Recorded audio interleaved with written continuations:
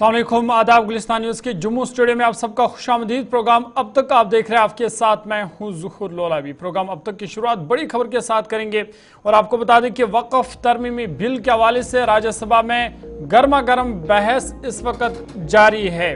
कई इल्ज़ामात अपोजिशन की तरफ से लगाए जा रहे हैं, वहीं जो हिज़्ब इक़्तिदार पार्टी है उनकी तरफ से कहा जा रहा है कि जो अपोजिशन है वो लोगों को गुमराह कर रहे हैं इस हवाले से, और बड़े पैमाने पर इस वक्त जो है वक्फ तरमीमी बिल पर राज्यसभा में बहस जारी है। आपको बता दें कि कल इस बिल को लोकसभा ने मंजूर किया था, निस्फ रात इस बिल को मंजूर किया गया था और आज भी इम्कान जाहिर किया जा रहा है कि आज भी तकरीबन आधी रात तक राज्यसभा में भी ये बहस जारी रहेगी और फिर इस बिल को आज राज्यसभा से भी मंजूरी मिल सकती है। ताहम आज जब इस पर बहस शुरू हुई तो कई इल्ज़ामात हिज़्ब इक़्तिदार यानी भारतीय जनता पार्टी पर लगाए गए और जिसका भारतीय जनता पार्टी के अरकान ने दिफा भी किया। इस मौका पर कपिल सिब्बल कांग्रेस पार्टी के लीडर और सीनियर वकील है, उन्होंने भी कई सवालात उठाए। हिंदू के वरासत के हक़ पर भी उन्होंने सवाल उठाए। इमरान प्रतापगढ़ी कांग्रेस पार्टी के लीडर है, उन्होंने कहा कि ये मुसलमानों की इबादत गाह हैं, हम इनमें इबादत करते हैं, हमारी इबादत गाहों को हमसे मत छीनिए। साथ ही साथ संजय राउत ने भी आज अब हिज़्ब इक़्तिदार पर इल्ज़ाम लगाया और कहा कि ये जो बिल है ये मुल्क के मफाद में बिल्कुल भी नहीं है। आपको बता दें कि हिज़्ब इख्तिलाफ के कई मेंबरान ने अगरचे वक़्फ़ की मौजूदा कानून जिसे लोकसभा में पास किया गया इस पर एतराज़ भी किया, तमाम सरकार ने इस पर अपना मौक़िफ़ साफ करते हुए कहा कि ये वक़्फ़ मुसलमानों की फलाह के लिए बनाया गया है। जो लोग गैरकानूनी तौर पर इनकी इमलाक पर काबिज़ है उनसे इन्हें आज़ाद करना है।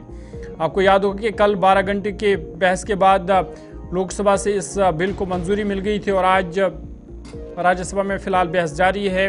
राज्यसभा से भी जब ये बिल मंजूर होगी तो उसके बाद ये सदर के पास जाएगी और फिर ये बिल एक कानून की शक्ल जो है वो इख्तियार करेगी। आज जब राज्यसभा में इस पर बहस चल रही थी तो अपोजिशन की तरफ से कई सवाल और कई इल्ज़ामात भारतीय जनता पार्टी पर लगाए गए और कहा कि ये अक़लियती तबके पर बराह रास्त हमला है। सीनियर वकील और कांग्रेस पार्टी के सीनियर लीडर कपिल सिब्बल ने भी आज कई सवालात राज्यसभा में उठाए और उन्होंने हिंदू की विरासत के हक पर भी सवाल उठाए हैं। कपिल सिब्बल ने क्या कुछ कहा वो आपको सुनाते हैं। नोट कर लीजिए Nadda ji, total area of Hindu religious institutions in Tamil Nadu, Andhra Pradesh and Telangana respectively is 4,47,000 in Tamil Nadu, 4,65,000 in Andhra, 87,000 in Telangana, 723 acres with Tirumala Tirupati Devasthanam, and thus it comes to 10 lakh acres only in 4 states. And आप कहते हैं कि देखिए औकाफ में 8 लाख एकड़ है। अरे भैया, आपके हिंदू टेम्पल्स में भी इतनी संपत्ति है, वहां आप क्या कर रहे हो? बाकी स्टेट्स में देखो ना। अच्छा, और ये नहीं कि हर धर्म में सुधार नहीं होना चाहिए, सुधार होना चाहिए, मैं आपके साथ सहमत हूं। हिंदू धर्म में भी सुधार लाना चाहिए, ना, हिंदू धर्म भी सुधार लाना चाहिए। अंडर हिंदू धर्म, एक मिनट, हिंदू धर्म, मैंने आज तक किसी को टोका नहीं, मैं केवल छोटी सी बात रख रहा हूं आपके सामने। हिंदू धर्म में भी सुधार होना चाहिए। अब हिंदू धर्म के अंतर्गत अगर कोई सेल्फ एक्वायर्ड प्रॉपर्टी हो तो वह अपने बेटों को दे सकता है, बेटी को नहीं दे सकता। कहता है मैं नहीं दूंगा अपनी बेटी को। इस्लाम में भी है कि भाई को ज्यादा मिलेगा और बेटी को कम मिलेगा, इस्लाम में भी यह है। वहां वक्त से द्वारा सुधार हो सकता है, यहां कोई सुधार नहीं हो सकता। तो आप अगर महिलाओं की बात करते हो तो एक कानून लाओ कि हिंदू लॉ में कोई अपनी सेल्फ एक्वायर्ड प्रॉपर्टी केवल बेटों को नहीं दे सकता, वहां महिलाओं का हक होना चाहिए।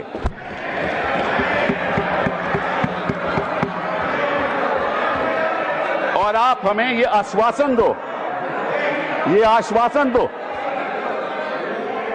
you make a commitment in this house that you will bring a law which will protect the right of daughters when they want to give away their self-acquired property. दूसरी बात, साफ तौर पर कहा कि हिंदू के विरासत के जो हुकूक है उस पर भी नजरसानी होनी चाहिए, उसमें भी तब्दीली की जरूरत है। आगे बढ़ते हैं। संजय राउत उन्होंने भी इस बिल के आज राज्यसभा में मुखालफत की और कई इल्ज़ामात उन्होंने हिज़्ब इक़्तिदार भारतीय जनता पार्टी पर लगाए और कहा कि भारतीय जनता पार्टी एक तरफ से कह रही है कि वो मुसलमानों के मफाद में काम कर रही है, लेकिन उनके पास कोई भी मुसलमान मेंबर नहीं है। साथ ही साथ उन्होंने कहा कि ये जो बिल लाया जा रहा है ये मुसलमानों के खिलाफ एक साजिश है। ये लोगों का ध्यान भटकाने की एक रणनीति है। कल ही प्रेसिडेंट ट्रंप ने हिंदुस्तान के ऊपर 26% टैरिफ का आक्रमण किया, पूरा सबको डुबा दिया। तो ये असली मुद्दा जो है उसी दिन आपने ये बिल लेकर आए हो, उसी दिन डाइवर्ट करने के लिए, उसी दिन चर्चा होनी चाहिए थी कि ये बिल जो प्रेसिडेंट ने जो ट्रंप ने जो टैरिफ लगाया उसे हमारे देश के ऊपर क्या प्रभाव पड़ेगा, हमारी अर्थव्यवस्था गिरेगी, हमारा रुपया गिरकर मर जाएगा। ऐसी बहुत सी बातों का जो ध्यान जनता सोच रही थी, तो आपने ध्यान हटा दिया और हिंदू मुसलमान के मुद्दे पर वापस आपने ध्यान ला कर दिया। जब भी बेरोजगारी, महंगाई, आर्थिक मुद्दे आते हैं तो आप इस प्रकार के धार्मिक मुद्दे लेकर आते हो और 2 दिन, 4 दिन, 5 दिन चर्चा आप कर लेते हो। सर, गरीब मुसलमानों की बात आप लोग कर रहे हो, करोड़ों गरीब मुसलमानों के हित की बात आप कर रहे हो। आपको मुसलमानों की चिंता कब से होने लगी? या आप ही लोग हैं मुसलमानों को चोर बोलते हो, आप ही लोग हैं मुसलमान आपकी जमीन छीन लेंगे, आपके गले का मंगलसूत्र खींच लेंगे, आपके गाय बैल उठाकर लेके जाएंगे। मुसलमानों के महाराष्ट्र में मुसलमानों के मटन के दुकान से आप मीट मत खरीद लीजिए। आगे बढ़ते हैं। मरकजी वजीर और भारतीय जनता पार्टी के सदर जेपी नड्डा ने कहा कि एक जिम्मेदार सियासी पार्टी के सदर के तौर पर उन्होंने कहा कि वो गुमराहकुन बयानिया की सख्त से मुखालफत करते हैं जो अपोजिशन पार्टी की जानिब से लगाए गए। साथ ही साथ उन्होंने ये कहा कि वो वाज़ह करना चाहते हैं कि ये बिल मुसलमानों के मफाद में है, मुल्क के मफाद में है। उन्होंने कहा कि वज़ीर-ए-आज़म मोदी की हुकूमत जमहूरी उसूलों को बरकरार रखने और शिफाफ और कानूनी तरीके से आगे बढ़ने के लिए पूरी तरह पाबंद है और ये बिल भी उसी का एक हिस्सा है। हम वक्फ अमेंडमेंट बिल 2024 इस पर बोलने के लिए और इसके समर्थन में खड़े हुए हैं और मुझे पूरी उम्मीद है कि सदन भी इस बिल का समर्थन करेगा। जैसा कि मैंने कहा कि मेरी उम्मीद है, तो मैं पूरा वाक्य इस तरीके से बोलता हूं कि मुझे उम्मीद है कि उम्मीद का समर्थन होगा। यह बिल का मूल उद्देश्य रिफॉर्म्स लाकर वक्फ के प्रॉपर्टीज की मैनेजमेंट को प्रॉपर करना। मेरे मन में भी ये बात आ गई कि उम्मीद की उम्मीद पर टिकी है। जी जी, क्योंकि आपने 2 बार कहा तो मैंने सोचा 3 बार कह दी। जी जी, नहीं, बिल्कुल ठीक कहा आपने। अभी इस पर काफी चर्चा हुई है, पक्ष विपक्ष की तरफ से सभी लोगों ने चर्चा में भाग ले रहे हैं और अपने अपनी बातों को रख रहे हैं। कुछ बातें इस प्रकार से ध्वनि उसकी आती है जैसे कि सरकार, भारत सरकार आदरणीय मोदी जी के नेतृत्व में इस वक्फ बिल, इस उम्मीद को जो लेकर के आई है, वो कहीं बुलडोज कर रही है। ये ध्वनि देने की कोशिश हो रही है। मैं इसको सबसे पहले एक जिम्मेवार राजनीतिक दल के राष्ट्रीय अध्यक्ष के रूप में इस ध्वनि को समाप्त करके इस नैरेटिव को जो बनाया जा रहा है उसका पुरजोर विरोध करता हूं और आपके माध्यम से, इस सदन के माध्यम से देश की जनता को यह बताना चाहता हूं कि प्रधानमंत्री मोदी जी के नेतृत्व में चलने वाली सरकार पूरी तरीके से डेमोक्रेटिक नॉर्म्स को फॉलो करके आगे बढ़ रही है।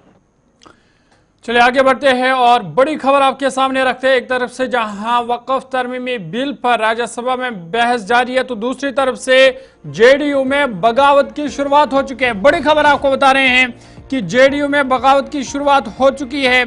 कई लीडरान ने पार्टी से इस्तीफा दे दिया है। लीडरान के इस्तीफे का आगाज हो चुका है बिहार में और मुस्लिम लीडर वक्फ बिल की मुखालफत कर रहे हैं। ये बड़ा झटका माना जा रहा है नीतीश कुमार के लिए, क्योंकि बिहार में इंतखाबात होने वाले हैं और उससे पहले ही ये बड़ा झटका नीतीश कुमार के लिए, क्योंकि कई लीडरान ने पार्टी से इस्तीफा दे दिया है। वक्फ तरमीमी बिल पर यह बगावत शुरू हो गई है और जो जेडीयू के मुस्लिम लीडरान हैं उन्होंने कहा है कि वो इस बिल के खिलाफ है और इसी बिना पर उन्होंने पार्टी छोड़ने का ऐलान किया है। लोकसभा में वक्फ तरमीमी बिल 2024 मंजूर होने के बाद जेडीयू के अंदर अफरा तफरी का माहौल है। जेडीयू के मुस्लिम लीडरों ने ये कहकर सियासी तूफान खड़ा कर दिया कि जल्द ही हतमी फैसला किया जाएगा। ये जेडीयू के जो लीडरान हैं, खासकर मुस्लिम लीडरान हैं, उनकी तरफ से साफ कर दिया गया है कि वो इस पर जल्द ही फैसला करेंगे। साथ ही साथ खबर यह भी आ रही है कि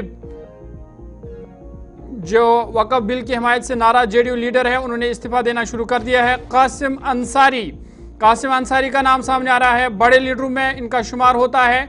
उन्होंने पार्टी से इस्तीफा दे दिया है और इंतखाबात से पहले ये बड़ा झटका नीतीश कुमार के लिए माना जा रहा है।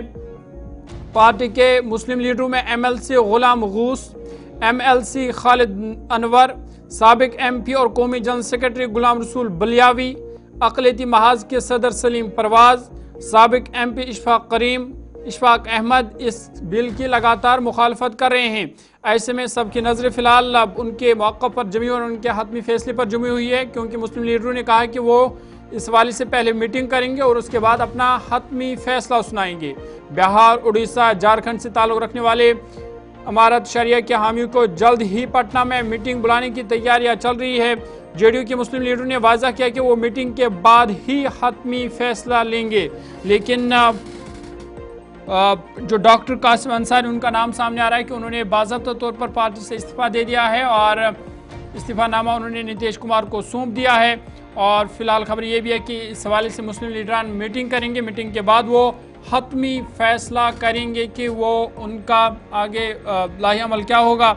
और ऐसे में ये बड़ा झटका नीतीश कुमार के लिए, क्योंकि बिहार में इंतखाबात होने वाले हैं और इंतखाबात से पहले ही मुस्लिम लीडरान वक्फ तरमीमी बिल को लेकर नाराज़ है और पार्टी से इस्तीफा देना शुरू कर दिया है। हमारे नुमाइंदे आज जब जेडीयू दफ्तर पहुंचे, वहां पर उन्होंने जेडीयू के जो लीडर है उनसे बातचीत की है। क्या कुछ कहा है वो भी आपको सुनाते हैं।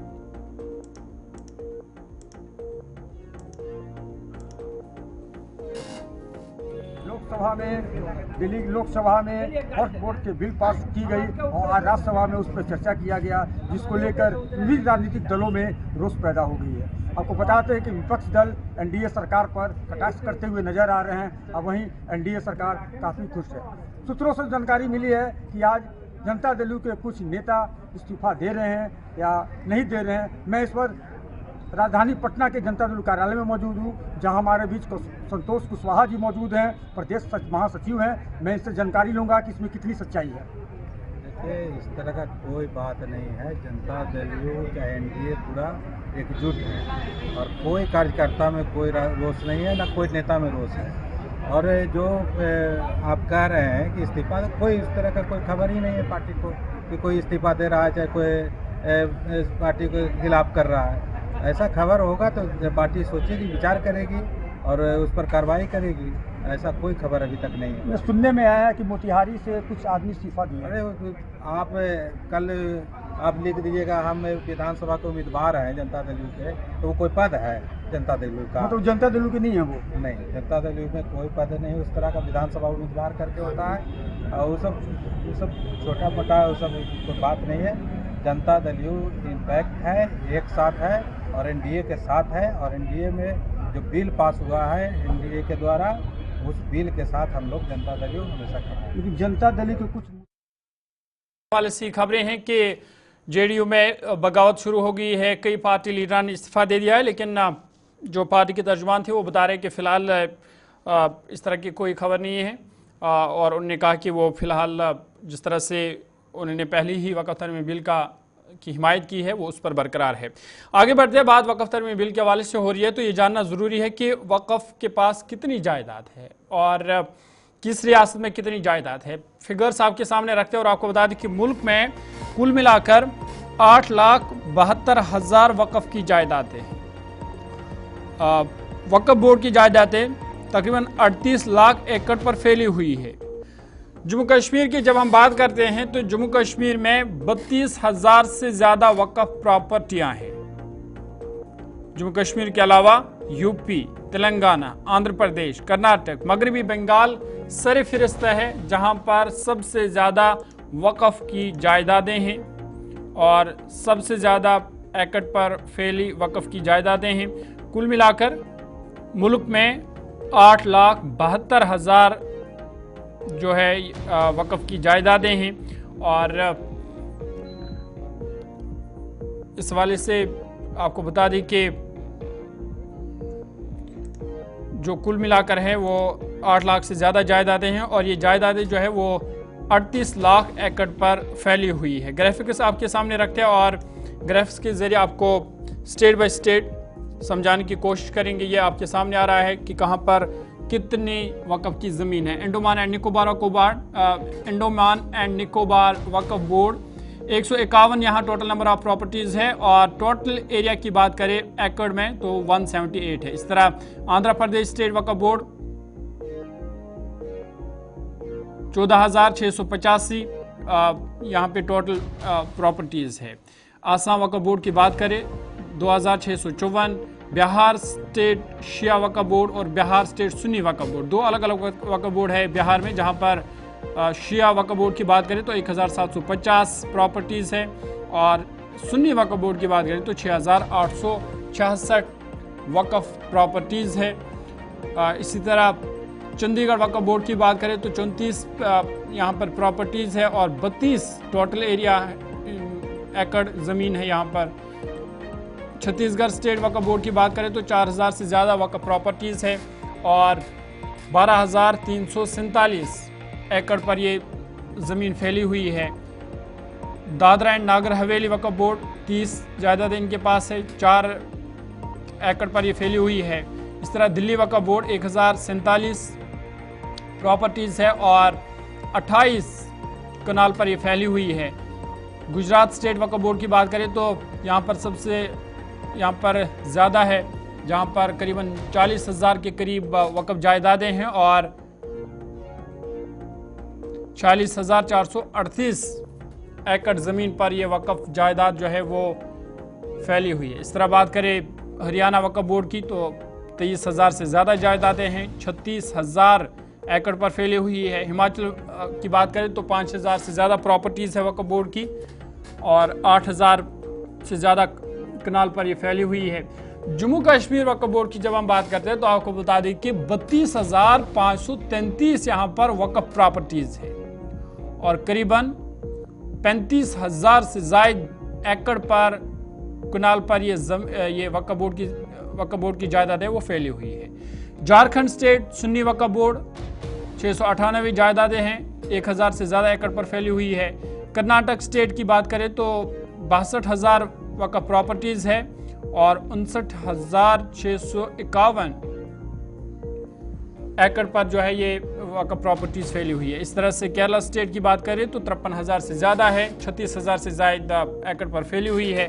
लक्षद्वीप स्टेट वक़्फ़ बोर्ड 896 प्रॉपर्टीज़ है, 143 एकड़ पर ये फैली हुई है। मध्य प्रदेश 33,000 से ज़्यादा प्रॉपर्टीज और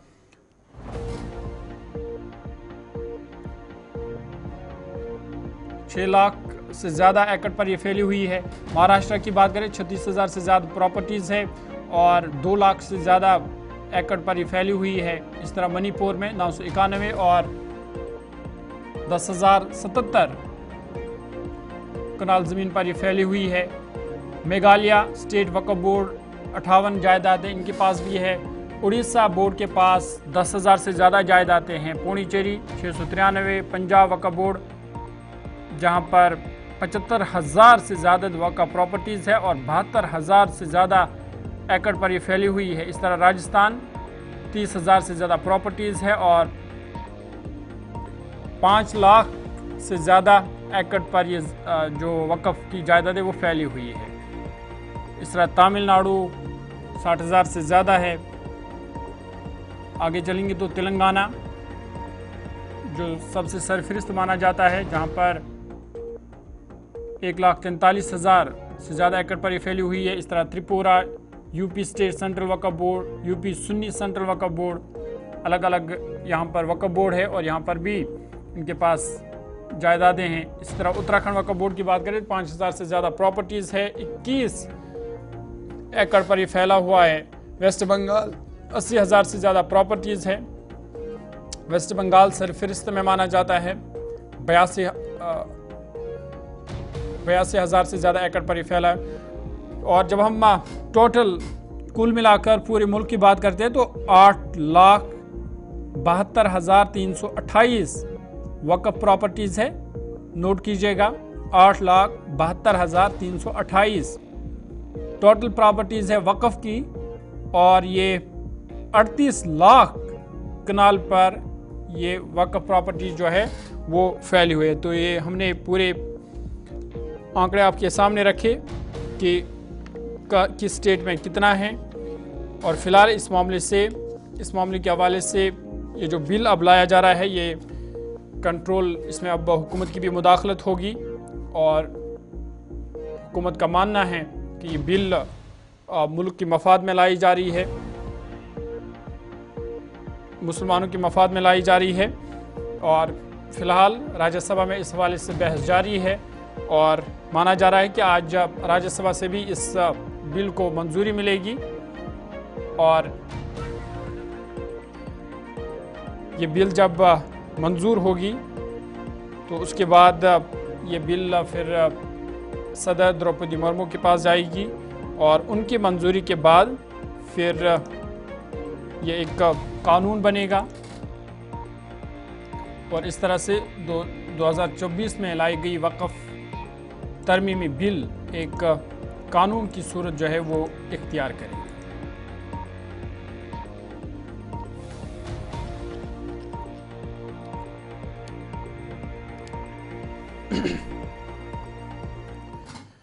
चलिए आगे बढ़ते हैं। जहां नई दिल्ली में इस वक्त सियासत वक्फ तरमीमी बिल के हवाले से गर्म है, वहीं जम्मू कश्मीर में भी वक्फ कानून को लेकर मुख्तलिफ मजहबी इदारे जो है वो मुतहरिक नजर आ रहे हैं। श्रीनगर में मुत्तहिदा मजलिस उलमा का अहम तरीन इजलास 7 तारीख को तलब किया गया है। ये इजलास मीरवैज़ कश्मीर मौलवी मोहम्मद उमर फारूक की सदारत में होगा, जिसमें जो मजलिस से मुत्तहिदा उलमा के जो अरकान हैं वो इस इजलास में शिरकत करेंगे, जिसकी सरबराही मीरवैज़ मौलवी मोहम्मद उमर फारूक कर रहे हैं। और इस मीटिंग में कई अहम मामलों पर तबादला ख्याल किया जाएगा। आपको याद होगा कि मीरवैज़ ने नई दिल्ली का सफ़र भी किया था और MMU जो मजलिस मुत्तहिदा उलमा की जानिब से उनके अरकान भी तब उनके साथ थे और JPC के चेयरमैन से वो मिले थे। उनके अलावा उन अपने खदशात का इजहार किया था, लेकिन बाद में जब ये बिल कल लोकसभा में पेश हुई तो मीरवैज़ उमर फारूक ने कहा कि जो उन्होंने खदशात ज़ाहिर किए थे उस वाले से वहाँ कोई बात नहीं हुई। और अब इस मीटिंग पर सबकी नज़रें रहेंगी। 7 अप्रैल को ये मीटिंग तलब की गई है। इधर आपको बता दें कि नेशनल कॉन्फ्रेंस के तर्जुमान आला और MLA ज़ैडिबल तनवीर सादिक ने भी speaker Jammu Kashmir assembly Abdur Rahim rather से उन्होंने दरख्वास्त की है कि 7 अप्रैल को वक़्फ़ मुखालिफ करारदाद को ऐवान में पेश करने की इजाज़त दी जाए। उन्होंने कहा कि वक़्फ़ तरमीमी बिल पर ऐवान में बहस होनी चाहिए।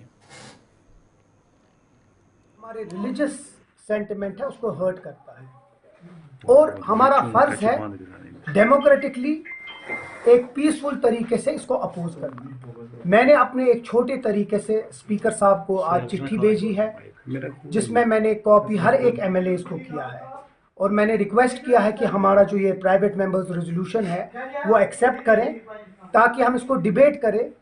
ये एक वाहिद मुस्लिम मेजॉरिटी स्टेट है और हमें लोगों ने चुन के लाया है और हमारा फर्ज है कि हम इस बिल को अपोज करें। मैंने रिक्वेस्ट किया है कि साथ हमारा फ़र्ज़ है कि हम इस बिल के हवाले से बात कर रहे थे, बता रहे थे ज़ैडीबल से एमएलए तनवीर सादिक साहब। आगे बढ़ते हैं। मुफ्ती आज़म मुफ्ती नासरुल इस्लाम ने भी इस बिल की सख्त अल्फाज में मज़म्मत की है और कहा कि ये बिल हिंदुस्तान के मुसलमानों के खिलाफ ऐलान जंग है। उन्होंने मज़ीद कहा कि वो कानूनी लड़ाई लड़ने के लिए इसके लिए तैयार हैं और इसके लिए सुप्रीम कोर्ट का भी वो रुख करेंगे। ये हिंदुस्तान के मुसलमानों के ख़िलाफ़ एक ऐलान जंग है जो नरेंद्र मोदी और बीजेपी हुकूमत ने उनके ख़िलाफ़ शुरू किया है। इसके रिपरकशंस बहुत ज़्यादा निकलेंगे। पहले मुसलमानों को हदफ बनाया गया और उसके बाद उनकी इमलाक को छीनने की कोशिश की जा रही है और रफ्ता रफ्ता ये दूसरे लोगों पे भी इसका नज़ला गिरेगा, यानी दूसरे लोग भी इसके शिकार बन जाएंगे।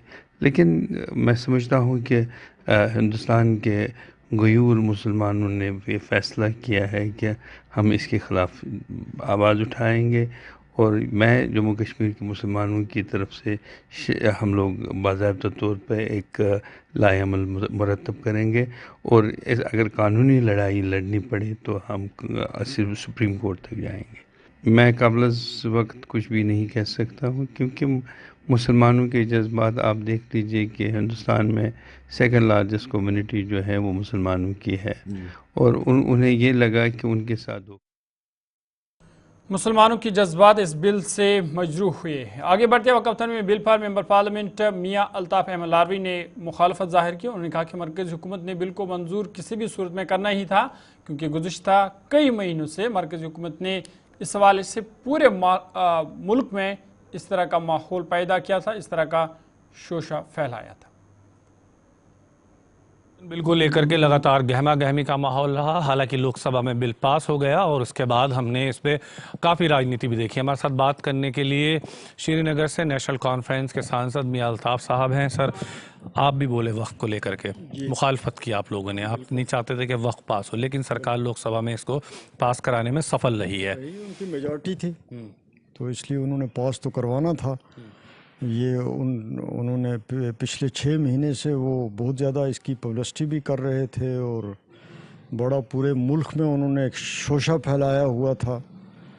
तो मुझे भी, मैंने कल भी कहा कि मुझे भी समझ नहीं आती कि इसको इतना हाइप देना और फिर जिस जल्दी में जेपीसी को बनाया गया आपने देखा और फिर कितनी जल्दी जो उस जेपीसी में फिर हुआ। पहली बार जेपीसी के मेंबर्स ने प्रोटेस्ट किया, वो बाहर निकले, वो उन्होंने नारे लगाए।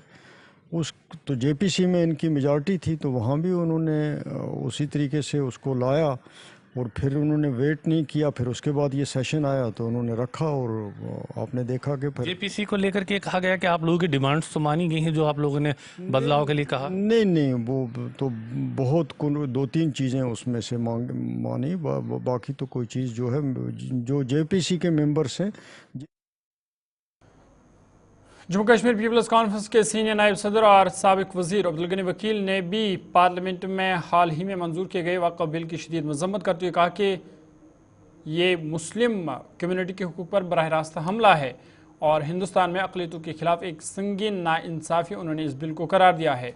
वकील ने कहा कि बिल वक्फ इमलाक के खुद मुख्तारी को कमज़ोर करने की वाज़िया कोशिश है। मेरी ज़ाती राय भी है और हमारी पार्टी की राय है पीपल्स कॉन्फ्रेंस की कि जो ये मरकजी सरकार है बहुत बदकिस्मती से मरकजी सरकार सिर्फ एक ही कम्युनिटी के पीछे लगी हुई है, उन्हीं के इदारों के, वो है मुस्लिम कम्युनिटी। क्योंकि जब भी आप देखेंगे उनका टारगेट मुस्लिम है। देखिए यहाँ हर मजहब के हिंदुस्तान में ये एक ऐसा मुल्क है जहाँ मुख्तलिफ मज़ाहिब के लोग रहते हैं, मुख्तलिफ रंग के, मुख्तलिफ नस्ल के, मुख्तलिफ रीजन्स के। तो इसलिए अपना अपना जो है मुख्तलिफ मजहब के उनको अपना अपना तरीक़ेकार। पीपल्स डेमोक्रेटिक पार्टी के तर्जमान मोहम्मद इकबाल तिरंबू ने भी वक्फ बिल की मुखालफत की है। उन्होंने कहा कि हुकूमत वक्फ में तरमीमी बिल लाकर वक्फ की इमलाक को मुसलमानों से छीनना चाहती है। ये तो गवर्नमेंट का जो इंटेंशन था वो तो काफ़ी देर पहले ही हमको मालूम चला था। वक्फ बिल का पास होना मुस्लिम एज ए माइनॉरिटी को मार्जिनलाइज करना है, और वक्फ के पास आपको मालूम है एक बहुत बड़ा लैंड बैंक है। उस लैंड बैंक को वक्फ से जो छीनना है वो इसका मकसद है, और इस माइनॉरिटी को कमज़ोर करना और मार्जिनलाइज करना ये इस बिल का मकसद है, यही नहीं। चलिए आगे बढ़ते हैं। बात वक्फ तरमीमी बिल के हवाले से हो रही थी, आगे बढ़ते हैं बात जम्मू कश्मीर की करते हैं। और आपको बता दें कि जम्मू कश्मीर के जंगलात इस वक्त आग की लपेट में हैं। खासकर जनूबी कश्मीर के कई जंगलात में इस वक्त आग नमूदार हुई है और सबज सोना अब राख की ढेर में तब्दील हो रहा है। गुज़िश्ता एक हफ्ते से आग लगने का सिलसिला जो है वो जारी है, और खासकर जनूबी कश्मीर के शांगस और दीगर इलाकों से खबरें मौसूल हो रही है कि वहाँ पर जो सबज सोना है वो राख की ढेर में तब्दील हुआ है। ये तस्वीर भी आपके सामने, जहाँ पर आप देख सकते हैं कि किस तरह इस आग ने पूरे जंगल को अपनी लपेट में ले लिया है और आग बुझने का नाम ही नहीं ले रही है। इंतज़ामिया की जानिब से या जो मुतल्लिका महकमा है उनकी जानिब से अगरचे कोशिश की गई, लेकिन फ़िलहाल इस आग पर काबू नहीं पाया गया है, जिस वजह से जो आसपास के रहने वाले लोग हैं उनमें भी तशवीश पाई जा रही है। और उन्होंने इंतज़ामिया से अपील किया कि इसकी तरफ पूरी तवज्जो दी जाए ताकि सबज सोने को राख की ढेर में तब्दील होने से बचाया जाए। सीधा जनूबी कश्मीर चलेंगे। गुलिस्तान न्यूज़ नुमाइंदा पीर मुजफ्फर हमारे साथ है। मुजफ्फर, अपडेट कीजिएगा। जनूबी कश्मीर की जब हम बात करते हैं तो गुज़िश्ता एक हफ्ते से लगातार आग वारदातों का न थमने वाला सिलसिला जारी है। सबज सोना राख की ढेर में तब्दील हो रहा है। क्या वजूहात है इसके पीछे और क्यों अभी तक भी इस आग पर काबू नहीं पाया गया है?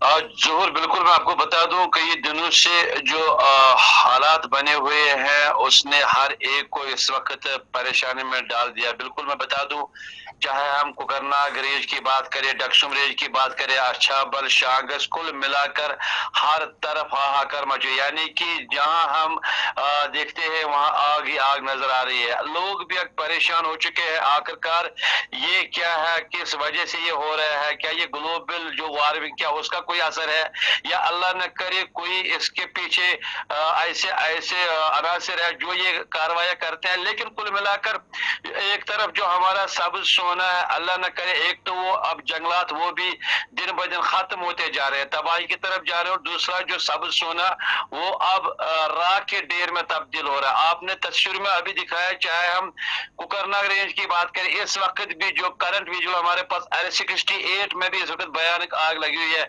इसी तरह अगर हम शांगस बेल्ट की बात करें या डक्सुम रेंज की बात करें, ऐसा लग रहा है। पीर मुजफ्फर ये बताइएगा, क्योंकि खबरें ये भी मौसूल हो रही है कि ये बताइएगा कि ये आग क्या किस तरह से आग जंगलात में लग रही है? क्या ये जानबूझकर लगाई जाती है या इसके पीछे कुछ और वजूहात है? बेसिकली चंद दिन पहले हमने जो इसके जिम्मेदार हैं उनसे बात की है, तो उन्होंने ये कहा है कि बिल्कुल जो कुछ लड़के आज ट्रैकिंग के लिए जा रहे हैं ऊपर वाले हिली एरियाज में, और कहीं न कहीं शायद ये भी एक कारण है। और इसके साथ साथ जो ये नोमैड्स है, खाना बदोश या चौपान लोग आजकल अपने भेड़ बकरी को चरवाने के लिए ऊपर इन चरागाहों में ले रहे हैं, और फिर जब वहां से वो वापस निकल रहे हैं, या जो ट्रैकिंग करने वाले जब वो रात वहां पे ठहरते हैं, कहीं न कहीं ये होता रहता है कि वो लकड़ी जलाते हैं, उसका ये कारण बन। लेकिन अब ये परेशानी है इस वक्त लोगों में कि अब जो ये सब सोना तो एक तरफ खत्म होता जा रहा है, लेकिन जो ये कीमती मीरास है, मैं जरूर बता दूं जैसा कि अलमदार कश्मीर ने खूब फरमाया था, आन पोशे तेल मान पोशे, लेकिन अल्लाह न करे अब ये इस वक्त जो हालात बने हुए हैं उससे कहीं न कहीं अब एडमिनिस्ट्रेशन को भी और खासकर जो संजीदा होने की जरूरत है। बहुत शुक्रिया तफसीलात फराहम करने के लिए। पीर मुजफ्फर तफसीलात फराहम कर रहे थे शांगस अनंतनाग से और बता रहे थे कि फ़िलहाल आग थमने का नाम नहीं ले रही है और सबज सोना राख की ढेर में तब्दील हो रहा है। मुकामी लोगों ने भी इस पर तशवीश का इजहार किया और हुकूमत से अपील की है कि इकदाम उठाए जाए ताकि सबज सोने को राख के ढेर में तब्दील होने से बचाया जा सके। आगे बढ़ते हैं। Jammu Kashmir employ joint action committee के वफद ने सदर वजाहत हुसैन दुर्रानी की क़यादत में आज जम्मू कश्मीर पीपल्स कॉन्फ्रेंस के चेयरमैन और MLA हंदवाड़ा सज्जाद गनी लोन से मुलाकात की और जो उनके मसाइल हैं वो उनके सामने रखे। रोज़ाना उजरत और इसके अलावा अहम मसाइल पर तबादला ख्याल किया गया। बातचीत के दौरान नुमाइंदों ने MLA हंदवाड़ा के हालिया जम्मू कश्मीर असम्बली इजलास के दौरान उनकी वकालत के लिए उनका शुक्रिया अदा किया, जहाँ उन्होंने योमिया उजरत वालों की हालत ज़ार पर रोशनी डाली थी जो बरसों से रेगुलराइजेशन का इंतज़ार कर रहे हैं। वहीं सज्जाद गनी लोन ने वफद को यकीन दिलाया कि उनके मकसद के लिए वो उनकी हिमायत जारी रखेंगे और आइंदा भी उनके मसाइल उजागर करते रहेंगे ताकि उन्हें इंसाफ फराहम हो सके। शुमाली कश्मीर ब्रन पटन के रहायशियों ने प्ले ग्राउंड को इंडस्ट्रियल साइट और डंपिंग एरिया में तब्दील करने के खिलाफ एहतजाज किया है। लोगों का कहना था कि इंतजामिया अपने बुनियादी खेल के मैदान को सनदी इलाके और डंपिंग साइट में तब्दील करने के फैसले के खिलाफ उन्होंने नाराज़गी का इजहार किया। मुकामी नौजवानों और लोगों की बड़ी तादाद ने इस दौरान प्ले कार्ड उठाए थे और आ रहे थे सड़कों पर और इंतजामिया से कहा कि वो फौरी तौर पर अपना फैसला वापस ले ताकि खेल के मैदान को खेल सरगर्मियों के लिए ही इस्तेमाल किया जा सके। नारे तकबीर, नारे तकबीर। गर्ज गुजारिश साहबस ब्रोट कन वनस कत कर बहुत वनस 68 वोहर 68 वरियन मन 6 वरी 7 वरी गई अफसर आय, हाकिम आय, मिनिस्टर आय, सैनिस जमीन छोड़ न कंसे।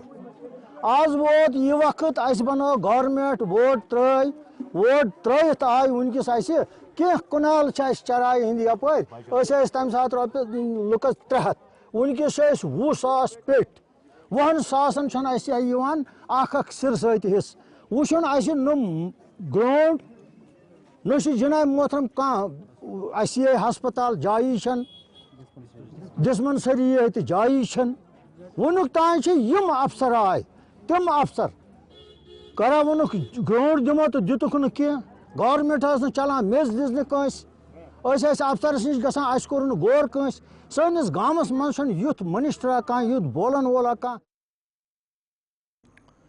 शुमाली कश्मीर बांडीपोरा के सुंबल के वांगीपोरा के रहायशियों ने रिंग रोड प्रोजेक्ट पर तशवीश का इजहार किया है। इस सिलसिले में उन्हें यह अंदेशा है कि इससे उनका बाकी कस्बे के साथ रब्ता मुनक़ता हो सकता है। इसके अलावा उन्होंने मकामी कब्रिस्तान पर सड़क के मुमकिन असरात के बारे में भी तशवीश का इजहार किया, जिसके लिए उन्होंने हुकाम पर जोर दिया कि वो तामीर के साथ आगे बढ़ने से पहले इन मसाइल को हल करे। इस सिलसिले में आज DC बांडीपोरा मंजूर कादरी ने मौके का जायज़ा लिया, जहाँ पर उन्होंने इस बात पर जोर दिया कि इंतज़ामिया इस बात को यकीनी बनाने के लिए पुरअज़्म है कि तरक्याती मनसूबे मकामी ज़रूरियात से समझौता ना करे और तमाम खदशात को दूर करने के लिए मुतवाज़न अंदाज अपनाया जाए।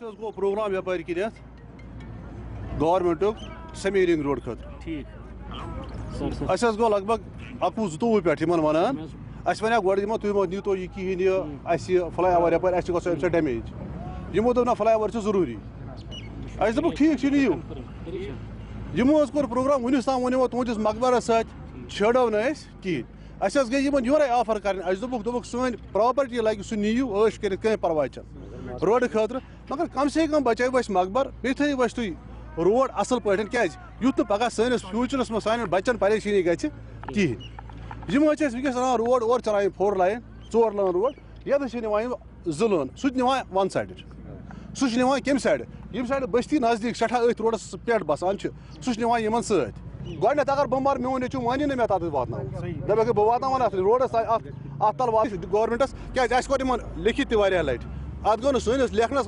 फायदा अस वोन धोखा तुस तम श्रीनगर टू सुंबल जो semi ring road Bandipora district की जुरिस्डिक्शन से आ रहा है, अलाइनमेंट में आ रहा है, तो उसकी वाइडनिंग के लिए कुछ एप्रीहेंशंस यहाँ पर लोगों के थे, तो उनको एड्रेस करने के लिए ऑनरेबल एमएलए साहब भी यहाँ पर आए थे और डिस्ट्रिक्ट एडमिनिस्ट्रेशन के ऑफिसर्स भी यहाँ पर थे, नेशनल हाईवे अथॉरिटी के भी ऑफिसर्स थे। तो इसका जो भी अप्रोप्रिएट रेजोल्यूशन हुआ वो हमने यहीं पर प्रपोज किया और जितनी भी एप्रीहेंशंस लोगों के थे जैसे अलाइनमेंट के हवाले से या शुमाली कश्मीर जिला कुपवाड़ा के हंदवाड़ा के टूरिस्ट सेंटर वडरबारा जचलडारा में आज सरकारी स्कीमों के बारे में एक बेदारी प्रोग्राम मुनक्कद हुआ। तकरीब का इनेकाद जिला तरक्याती कमिश्नर कुपवाड़ा ऐशी सूडान की हिदायत पर किया गया था, जिसका मकसद आवाम को मुख्तलिफ फलाही स्कीमों और हुकूमत जम्मू कश्मीर की तरफ से फराम करदा 1028 ऑनलाइन खिदमत के बारे में आगाही फराम करना था। इस मौके पर प्रोग्राम की निज़ामत तहसीलदार जचलडारा सैयद बशार हुसैन की, जिन्होंने बतौर मेहमान खुसूसी ब्लॉक मेडिकल ऑफिसर जचलडारा के साथ शिरकत की। उनकी मौजूदगी ने अवामी बेदारी और सरकारी खिदमत तक बगैर किसी रुकावट के रसाई को यकीनी बनाने के लिए इंतजामिया के अज़म को उजागर किया। ये जो ही हमें सुबह डिस्ट्रिक्ट एडमिनिस्ट्रेशन में ये हिदायत मिली और ये पता चला कि वडरबाला में जो ई सर्विसेज के हवाले से ये एक प्रोग्राम जो ये हर जगह हो रहा है, तो ई सर्विसेज की जानकारी मुहिम के तहत तो ये बड़ी अच्छी और खुशाइन बात है। अच्छी तरीके से लोगों ने पार्टिसिपेट किया। तो इन प्रोग्राम्स का मकसद सिर्फ यही होता है कि लोगों तक अवेयरनेस पहुँचाई जाए कि जितनी भी ई सर्विसेज हैं जिसके तहत डिफरेंट डिपार्टमेंट्स में लोग जो हैं उनसे फ़ायदा हासिल कर सकते हैं। इसमें आपने देखा हमने अपनी रेवेन्यू सर्विसेज के हवाले से बताया, हॉलिस्टिक एग्रीकल्चर डेवलपमेंट प्रोग्राम्स में किस तरीके से लोगों को अप्लाई करना है और किस तरीके से बेनिफिट हासिल करना है। इसी तरीके से बीएमओ साहब जो हैं इन्होंने अपने हेल्थ रिलेटेड स्कीम्स के बारे में भी उसके हवाले से यहाँ पे लोगों तक बात, लोग जो हैं वो इनका फ़ायदा उठाएँगे और आगे बढ़ेंगे, तरक्की करेंगे। जी इंशाल्लाह हमारी एक पूरी कोशिश रहेगी कि जहाँ जैसे यहाँ आज ये प्रोग्राम हुआ इसी तरीके के मेगा इवेंट्स जो हैं वो हर जगह पे जो है मुनक्कद हों। आगे बढ़ते हैं, आपको बता दें कि वोकेशनल ट्रेनर्स की हड़ताल आज चौथे रोज़ भी जारी रही। जम्मू में आज उन्होंने एहतजाज किया और लगातार वो अपने मुतालबात को लेकर एहतजाज कर रहे हैं। उन्होंने हुकूमत पर जोर दिया कि जॉब पॉलिसी लाई जाए ताकि उनके खदशात दूर हो सके। गुलिस्तानी नुमाइंदा शिल्पा शर्मा से उन्होंने बातचीत की। इस समय हम हरि सिंह पार्क में मौजूद हैं और वोकेशनल ट्रेनर्स जो कि लगातार 4 दिन हो चुका है, अभी तक इनकी स्ट्राइक जारी है। और ये साफ तौर पर आप तस्वीर देख सकते हैं जो कि इस समय सड़कों पर उतर आए हैं। आप इन पोस्टर पर देखिए, साफ तौर पर लिखा है कि job policy for Jammu Kashmir vocational trainers. हम शिक्षा प्रणाली से निजी कंपनियों को हटाना चाहते हैं। साथ ही साथ आप ये देख सकते हैं, we want job security. Vocational trainers क्या चाहता है? जॉब सिक्योरिटी, लेकिन अभी तक इन्हें जॉब सिक्योरिटी नहीं मिली है। आप इस समय देख सकते हैं कि हरि सिंह पार्क, हरि सिंह स्टैच्यू के पास जो है वो प्रदर्शन करते हुए नजर आ रहे हैं और करीबन अभी 4 दिन यानी कि आज ये चौथा दिन है और लगातार इनकी स्ट्राइक जो है वो जारी है। और इस समय आपको बता दें कि डेलीगेशन भी जो है वो सेक्रेटरीट पे भेजा गया है। क्या कुछ उस डेलीगेशन का शाम तक नतीजा आता है वो भी देखना होगा। फिलहाल इस समय हमारे साथ वोकेशनल ट्रेनर्स इस समय हमारे साथ मौजूद हैं, इनसे बातचीत करते हैं। लगातार आपकी डिमांड जो है वो सामने आई है, लेकिन कहीं ना कहीं देखने को मिला है कि नजरअंदाजी की गई है। किस तरीके से इन तमाम चीजों को? देखिए मैम, हम इस प्रोजेक्ट में जो है 2016 से जो है काम कर रहे हैं और हम ही वो लोग हैं जिन्होंने इस प्रोजेक्ट को यहाँ पे सक्सेस किया है पिछले 10 सालों से। और न्यू एज पर द न्यू एजुकेशन पॉलिसी 2020 जिसमें कि वोकेशनल एजुकेशन को जो है बहुत ही इनिशिएटिव दिया गया है, बहुत ही मतलब आगे बढ़ाने की कोशिश की गई है। लेकिन जो इसमें मैन इम्प्लीमेंटर हैं, वोकेशनल ट्रेनर्स या वोकेशनल टीचर्स जो हैं वो मैन रोल इसमें अदा करते हैं। लेकिन जो बदकिस्मती की बात है, जिनका कहीं पे भी कोई जॉब सिक्योरिटी। आगे बढ़ते हैं। सयाहती मुकाम गुलमर्ग के टंगमर्ग बाजरू के होटलर्स और दुकानदार अपने होटलों और दुकानों का कूड़ा करकट टंगमर्ग सब डिवीज़न के जंगलात में फेंक रहे हैं, जिसकी वजह से इन जंगलात की हरियाली दिन ब दिन ख़त्म होती जा रही है। साथ ही साथ जंगलात के देवदार के दरख्त खुश्क होते जा रहे हैं। आज इस हवाले से महकमे जंगलात और दीगर महकमों की जानिब से एक मुहिम चलाई गई और इस मौके पर मेन बाजार टंगमर्ग के इन होटलों और दुकानदारों के को हिदायत दी गई कि वो इससे बाज आ जाए, वरना उनके खिलाफ आने वाले दिनों में सख्त कार्रवाई हो सकती है। रिसेंटली इस एरिया की बहसीत ब्लॉक फॉरेस्ट अफसर चार्ज संभाली है। ब्लॉक फॉरेस्ट अफसर फॉरेस्ट ब्लॉक टंगमर्ग हूँ। चूँकि यहाँ वो मतलब बर्फ़ था, बर्फ़ होने के बावजूद ये जो यहाँ जो ये होटल्स है, ये यहाँ कूड़ा करकट डालते हैं। बार बार हमने इनको मना किया, लेकिन ये टस से मस नहीं होते हैं। क्योंकि आज बर्फ़ पिघल गई तो हमने तुरंत इसमें कार्रवाई शुरू की। Cleanness drive municipal committee Tangmarg थी हमारे साथ, forest protection force K012 Tangmarg थी। तो आज आप देख रहे हैं हम ये मुकम्मल तरीके से इसमें क्लीननेस ड्राइव कर रहे हैं। हमने हायर अथॉरिटीज़ को मुदबाना गुजारिश करना, आपके वसात से गुजारिश करना चाहता हूँ, क्योंकि इसमें किसी भी सूरत में हम फेंसिंग करेंगे, मैं गुजारिश करूँगा, रिटर्न भी लिखूँगा अपने हायर ऑफिस को, और इसमें हम प्लांटेशन फेंसिंग करके प्लांटेशन ड्राइव कर देंगे। मैं स्ट्रिक्ट एक्शन इसमें लूँगा, क्योंकि मैं जो भी मैं मतलब इनको हर होटल वाले को मैं इन्फॉर्म कर दूँगा, जो भी इनका वेस्टेज है या ये बाथरूम का पानी वानी है, ये मैं उनको बंद करूँगा। अगर आपकी वसात से मैं उनसे मुदबाना गुजारिश करना चाहता हूँ कि मेहरबानी प्लीज़ कौमी सरमाया को बचाइए, इसमें ये कूड़ा करकट मत डालिए। बसूरत दिगर अगर वो नहीं माने, मैं आपके सामने ये लिख कर देता हूँ कि अगर उन्होंने फिर भी नहीं माना, मैं स्ट्रिक्ट एक्शन उनके खिलाफ FIR लॉन्च कर दूँ। चलिए, अब तक प्रोग्राम में आज मेरे साथ इतना ही। अपने मेज़बान ज़ुहूर लोलावी को इजाज़त दीजिए। आप खुश रहिए, तंदुरुस्त रहिए। फ़ी अमानिल्लाह।